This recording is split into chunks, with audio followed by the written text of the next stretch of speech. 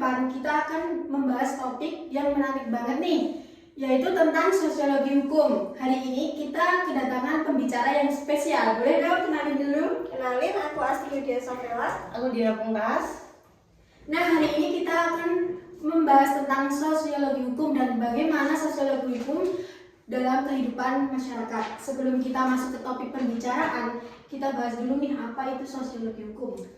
Sosiologi hukum merupakan suatu masalah yang memusatkan pandangannya pada hukum dengan wujud pengalaman dan kehidupan sehari-hari.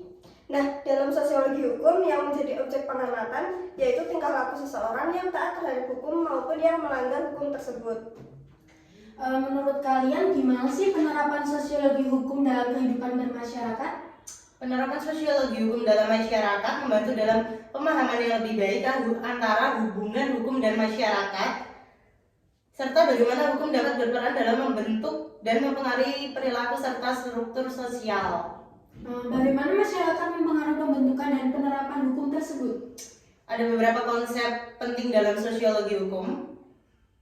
Yang pertama, kita punya konsep norma sosial. Norma sosial ialah norma yang tidak tertulis dalam masyarakat yang memadu perilaku kita sebagai masyarakat.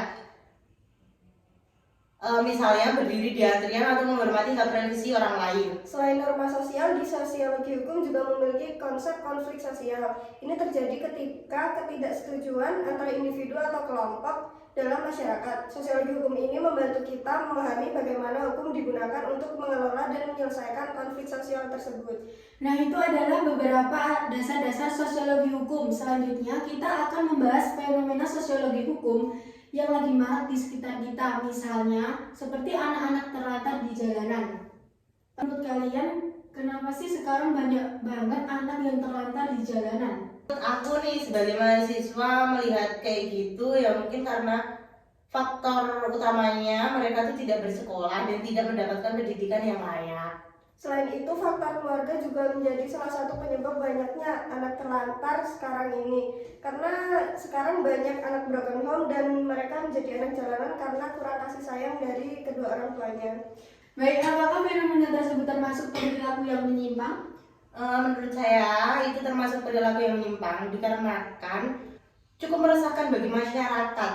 Seperti contohnya mereka yang mengamen dan mengemis di lampu merah, karena dengan adanya hal tersebut mereka dapat menimbulkan kemacetan yang ada. Menurut kalian upaya apa sih yang dilakukan pemerintah dalam menangani fenomena tersebut? Pemerintah dapat mengembangkan lembaga atau badan khusus yang bertanggung jawab untuk melindungi hak anak seperti Kementerian Sosial atau Lembaga Perlindungan Anak. Nah, selain itu pemerintah dapat memiliki program bimbingan keluarga untuk mengatasi anak-anak yang broken home tadi. Dan juga ada dukungan sosial serta beberapa layanan lainnya.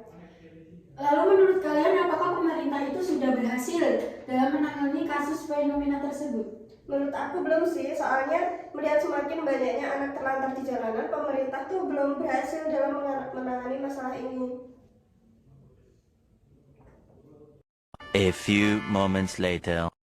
Apa sih yang kalian lakukan supaya tidak terjerumus hal tersebut? Supaya tidak terjerumus ke dalam hal tersebut, menurut aku kita harus cari lingkungan yang positif di mana Anda dapat bertemu dengan teman sebaya yang mendukung tujuan Anda dan dapat memberikan dukungan positif pula.